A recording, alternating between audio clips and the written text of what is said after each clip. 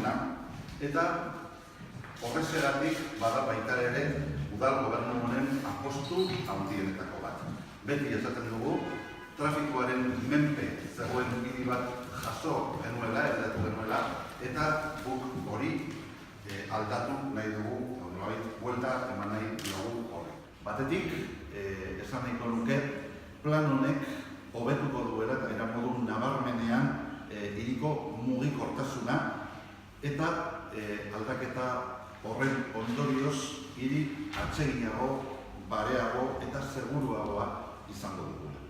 Eta bigarrenik, honen bitartez, hiriko erdiguneak izango du sarrera errazagoa, hobeagoa eta batez ere garraio publikoaren eskutik.